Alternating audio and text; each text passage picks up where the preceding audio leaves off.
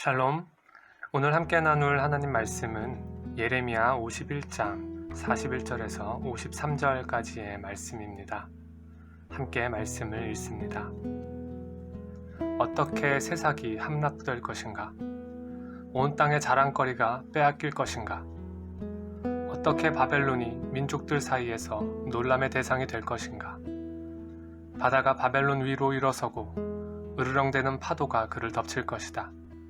그의 성읍들이 황폐해져 메마른 땅과 사막이 돼서 아무도 살지 않고 아무도 지나가지 않게 될 것이다.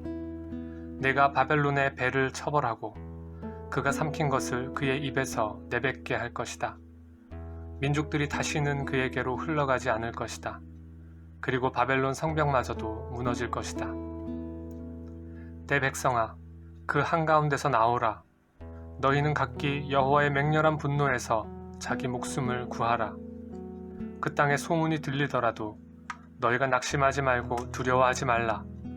이 해에는 이런 소문이, 다음 해에는 저런 소문이 있고 그 땅에 폭력이 있고 한 통치자가 다른 통치자에게 대적해서 일어설 것이다. 그러므로 보라, 내가 바벨론의 우상들을 처벌하고 그의 온 땅이 수치를 당하고 그의 모든 살해된 사람들이 그 안에 쓰러져 있을 날들이 오고 있다. 그때의 하늘과 땅과 그 안에 있는 모든 것들이 바벨론으로 인해 기뻐 노래할 것이다. 이는 북쪽에서부터 파괴자가 그에게 올 것이기 때문이다. 여호와의 말이다. 바벨론으로 인해서 온 땅이 살해당한 사람들같이 쓰러진 것처럼 이스라엘의 살해당한 사람들로 인해서 바벨론이 반드시 쓰러질 것이다. 너희 칼을 피한 사람들아, 서 있지 말고 길을 떠나라. 너희가 먼 땅에서 여호와를 기억하고 예루살렘을 너희 마음에 두라. 우리가 수치를 당했다. 책망을 받고 부끄러움이 우리 얼굴을 덮었다. 이는 이방 사람들이 여호와의 성전의 거룩한 곳에 들어갔기 때문이다. 여호와의 말이다. 그러므로 보라, 내가 그의 우상들을 심판하고 그의 땅 전역에서 부상당한 사람들이 신음할 날들이 오고 있다. 바벨론이 하늘까지 미치고 그의 높은 성체를 요새화한다고 하더라도 파괴자들이 내게서 그에게로 갈 것이다. 여호와의 말이다. 아멘. 41절에서 44절까지는 계속 반복되어 온 바벨론의 멸망에 대한 것입니다. 온 땅의 자랑거리이던 사람들의 입에 선망의 대상으로 오르내리던 성읍이 함락될 것이며 바벨론은 민족들 사이에서 놀람의 대상이 곧 황폐하게 되어 성벽마저도 무너져 내릴 것이라는 내용입니다. 이런 멸망의 때에 하나님께서 하시는 일은 바로 바벨론의 우상들을 처벌하시는 것입니다.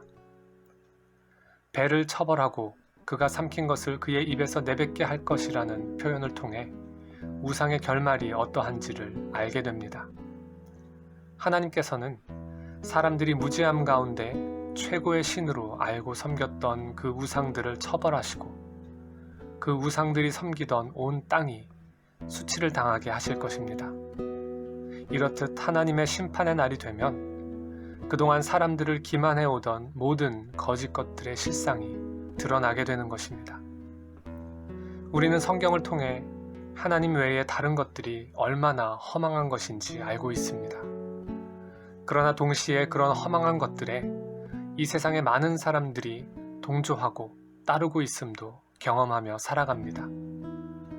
악이 만연한 것을 보며 심지어는 악인이 잘 되는 것을 보기도 합니다.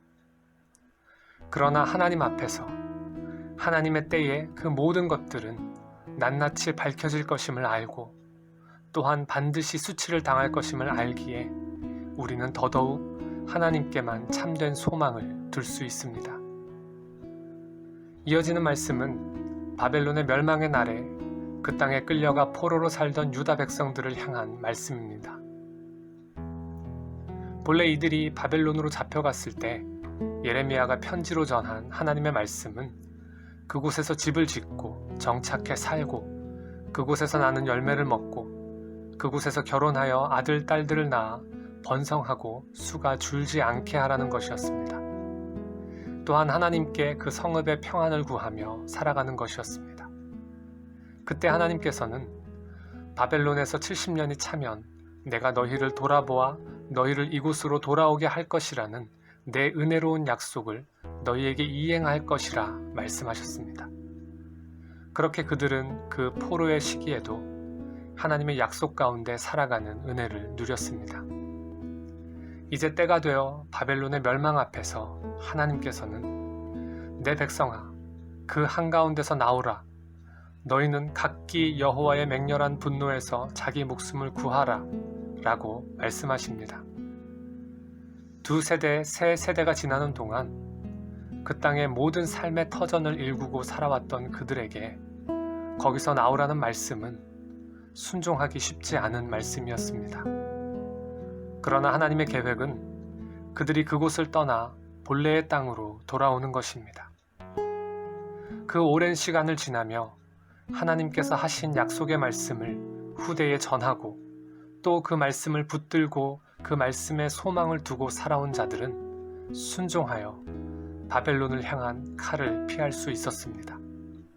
바로 그들을 향해 하나님께서 너희가 먼 땅에서 여호와를 기억하고 예루살렘을 너희 마음에 두라 하시며 그들이 더욱더 확고히 그 소망을 붙들 수 있도록 말씀하셨습니다. 언제 어떠한 상황이 우리에게 일어날지라도 어떤 소문과 풍문 속에서도 하나님의 자녀는 낙심하거나 두려워하지 않습니다. 하나님의 약속의 말씀에 소망을 두기 때문입니다. 빠르게 변해가는 세상일수록 변함없는 하나님의 말씀에 귀 기울여야 합니다.